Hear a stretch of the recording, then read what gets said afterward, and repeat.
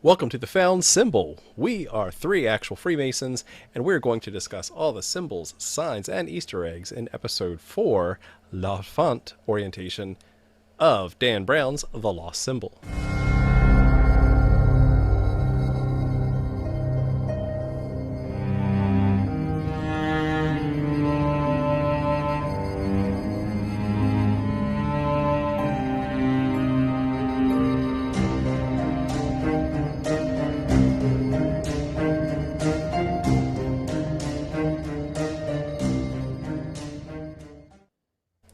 All right, I'm John, and I'm here with Jason and Joe tonight. And as always, fair warning, there will be spoilers ahead of episode 4 of Dan Brown's The Lost Symbol. What do you guys think of this week's episode? Cool? It was good. Yeah. It was good. I the one gripe I the one main gripe I have with the show right now is that they packed so much symbolism into the first episode that it set the expectation for each subsequent episode to carry the same level of symbolic complexity. And I'm just not seeing anything now we're into episode 4 that rivals episode 1. It was a lot. It was a lot in the beginning. Mm-hmm. Mm-hmm. Yeah. But Yeah, that's a relatively minor gripe at this point. Mm-hmm. Yep. How about you, Joe? I liked it. It had more action, and they brought back the security guard dude. He's back in the mix. I like him. He's cool, doing his thing. But yeah, no, definitely light on the and they brought up similar symbols that they've had in the past, and I don't know where they're going with them, but we'll talk about that in more detail. And falsely attributed them to masonry again. Again. So let's get right into the symbols then. This week, one thing that I didn't bring up yet, because it is kind of like, if you've read the book, it is a critical symbol that comes up throughout into the final end of Malak, which is the that little dot that goes inside the O in the lost symbol, or the also known as the circumpunct. And in this episode, even again, because when you look for that target-looking symbol, you're going to see it everywhere. And I saw it right in the very beginning of the episode, where the lady went into the coffee bar, and there was a bright neon set of concentric rings, and it was just right there for the viewing. Like, they didn't try to hide it.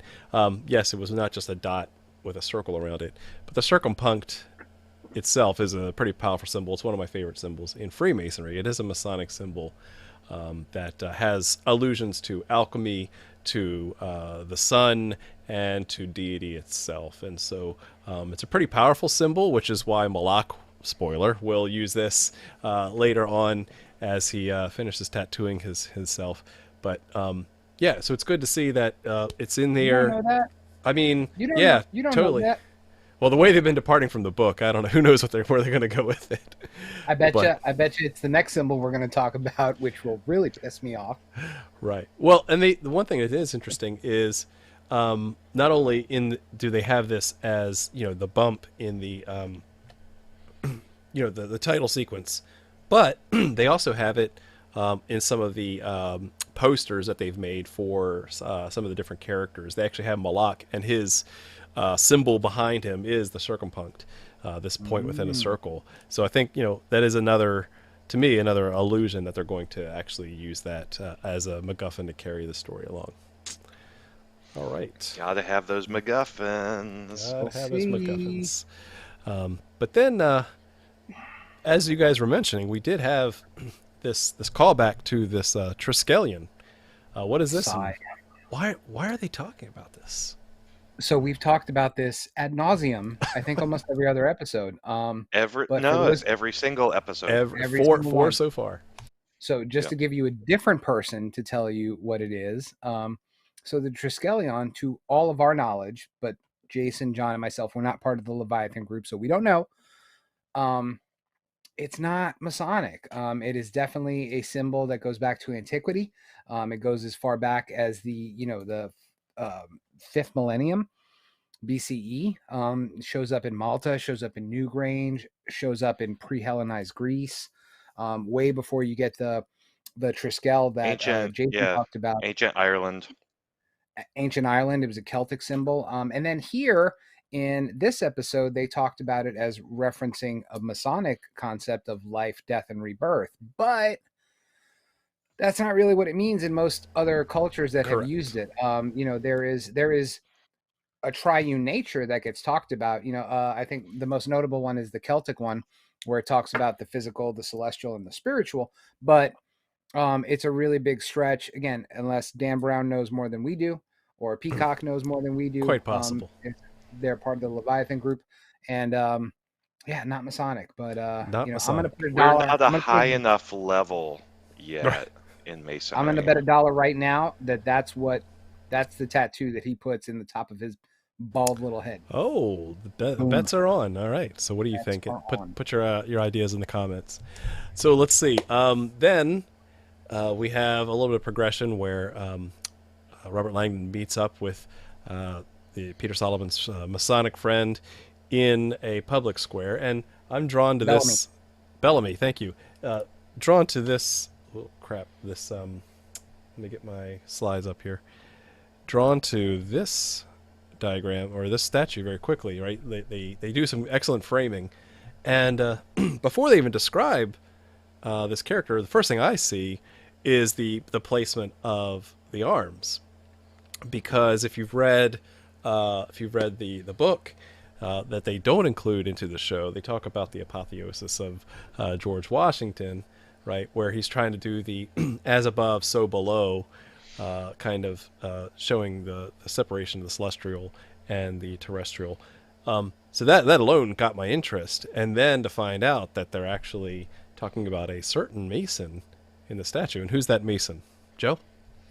That is Teddy Roosevelt. Was a Freemason. And they brought up one of the coolest stories that I know of about Theodore Roosevelt. It was when he was giving a speech, I think on the presidential campaign, and he got shot in the chest.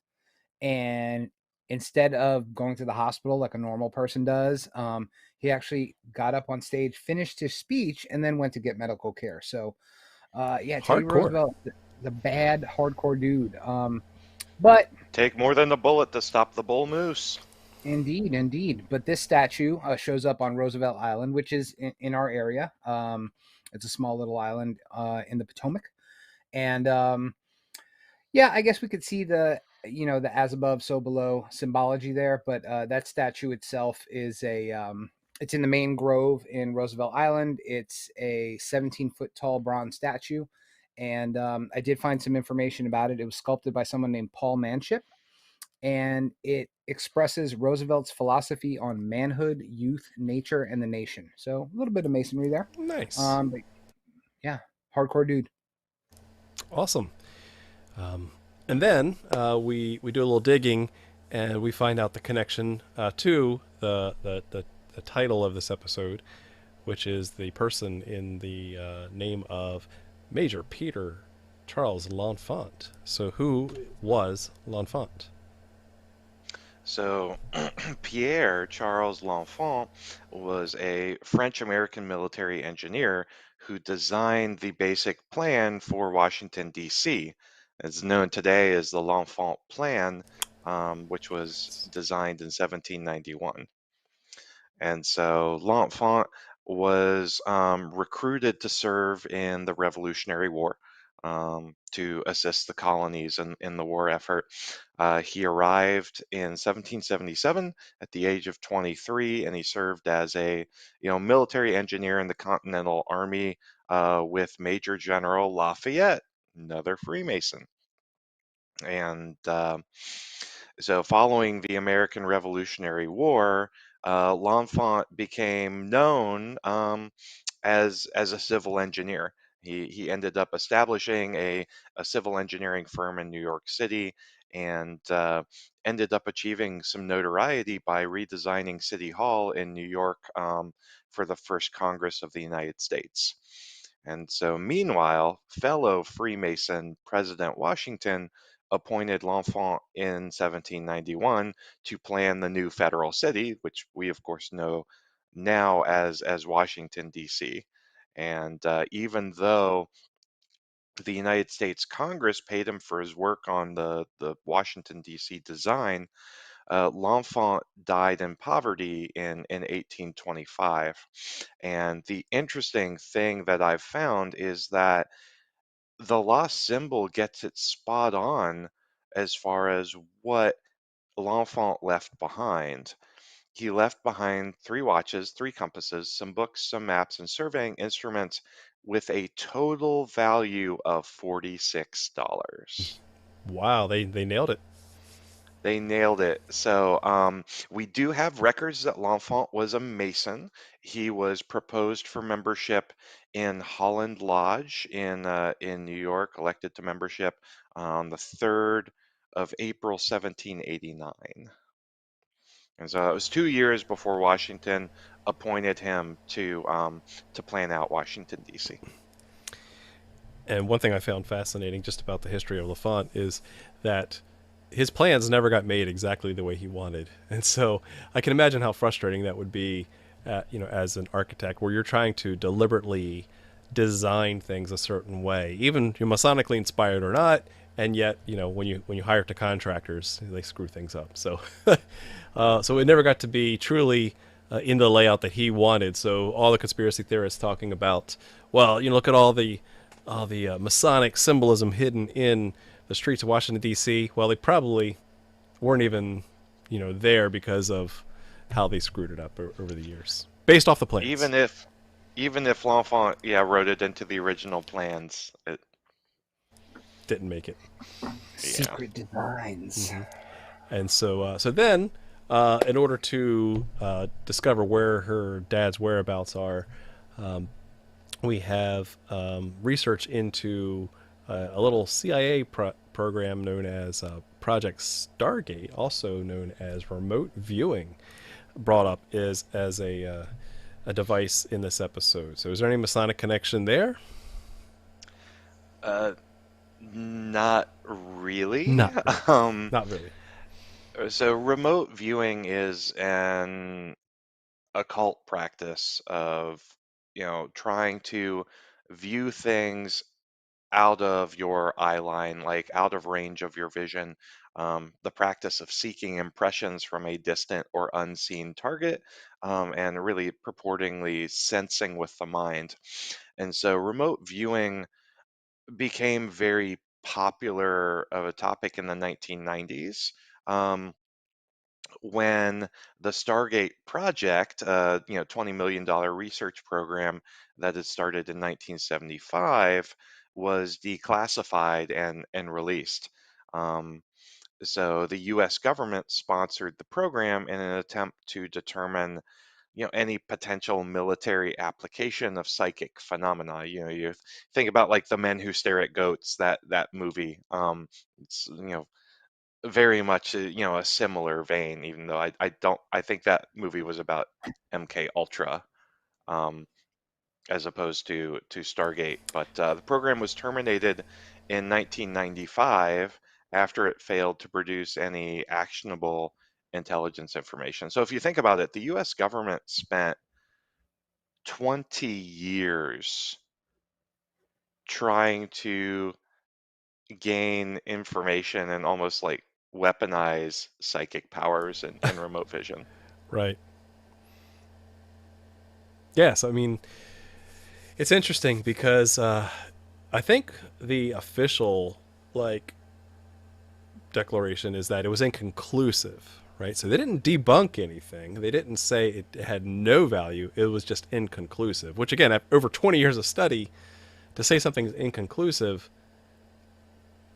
not bad, right? I mean, so I think in most efforts, right, you want to be better than a coin flip. You want to be over 50%. And so to use this as a tool that at times can be spot on and at times can be way off is still fascinating. No Masonic connection overtly, but for those who are interested in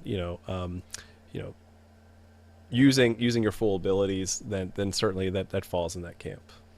Pretty cool. So I keep going back to the movie Ghostbusters. In the beginning of the movie, you have Peter Venkman doing an experiment with two folks who are hooked up to electrodes.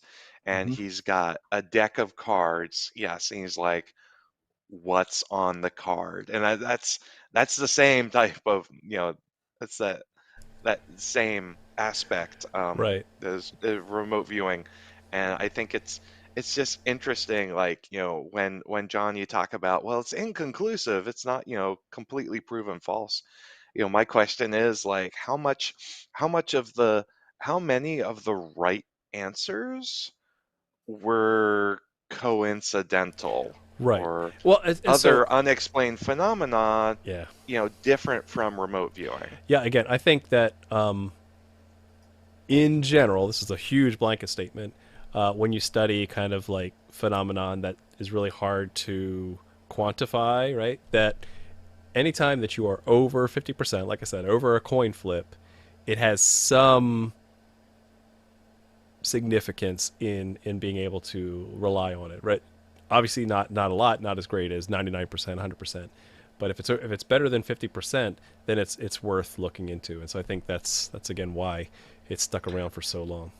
Well, the dude on the episode was like 110% spot on because Yeah, I don't like his portrayal. I will say that his he did the portrayal was like drawing, all in he the did the medium sense. Yeah, auto drawing and all that stuff, and drew an owl and a stone it was hand, a and little I mean, dramatic. he was fun. That was amazing. I wish I had his abilities. Yes, Wish I had his but hair. I'm not at that level yet. Um, so we talked a little bit about Lafont's artifacts found on his person at his death, but I did want to highlight one thing that also came up was that when Robert Langdon showed the map to Solomon's friend, drawing a blank on the name again, Paul the Bellamy. that's it, Paul Bellum.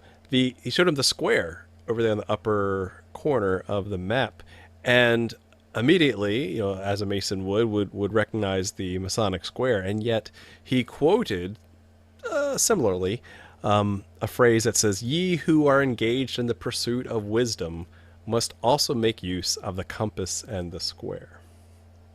And I said, I know I've heard that before. I know I've heard that before. Went to Dr. Google and found the source of that quote, which was what my inklings were correct, that it is not inherently Masonic in the sense of that quote coming from a directly Masonic source. It actually comes from, about a couple millennia before organized Freemasonry. It actually comes from the philosopher Mencius in China, who lived, let's see, about 300 years before Christ. So we have a couple of his writings in the book of Mencius, and he has 4 books, one of which is on all philosophy and wisdom. And in book 4, he talks about a master mason in teaching apprentices makes use of the compass and the square. Ye who are engaged in the pursuit of wisdom must also make use of the compass and the square.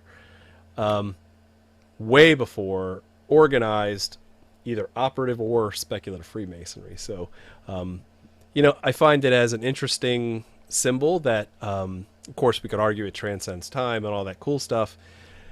And yet, why does he mention it not only there but multiple times throughout his philosophy? This compass and square union together as a set of tools, what they mean, and how applied philosophically.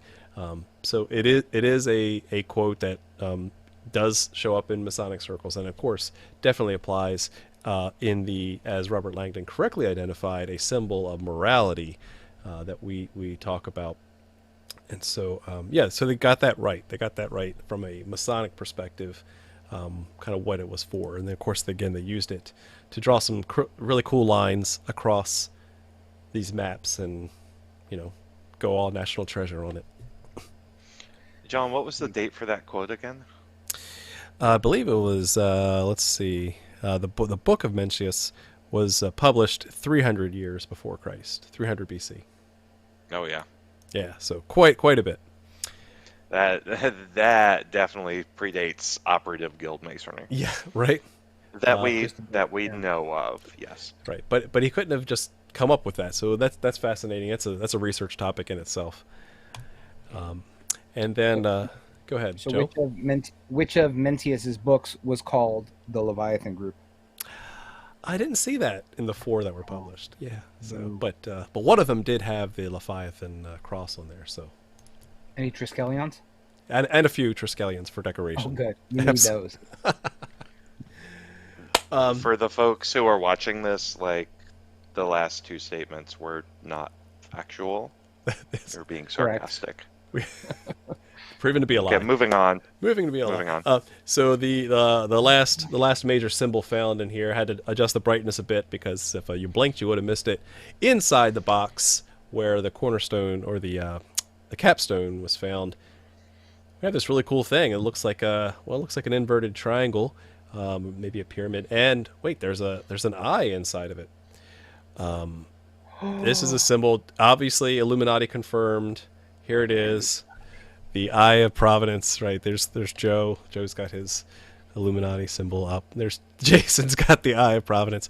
Yeah. So the all-seeing eye, or the Eye of Providence, is a Masonic symbol that does have some reference. Now, you normally, I'll say normally because there's always exceptions to the rule, don't see that in a pyramid for a Masonic context. The eye stands alone because it really is a symbol that has predated Masonry by, I don't know, I think it goes back to even like early Renaissance type. So let's argue at least 400 years, probably in the Renaissance era, where Christian paintings were used. A lot of the iconography there, they put the Eye of Providence, the Eye of God, inside of this triangle to actually talk about the Trinity, the Father, Son, and Holy Ghost. So that symbol, although you may see it on the dollar bill, you may see it in other Illuminati type concepts. The Illuminati were not the first. The Masons weren't the first to use it. But Joe definitely embodies it every day. Illuminati confirmed. I live it. Right. So those are all the major icons, Easter eggs, symbols, and signs that we found in this week's episode. I'm sure there are more. If you found more, please comment below. We'd love to hear what we missed. And, for that, that's all we have for this week. So if you want to see more content on the signs and symbols of Freemasonry in general, subscribe to this channel, the Masonic Roundtable, and we will see you next week. See ya.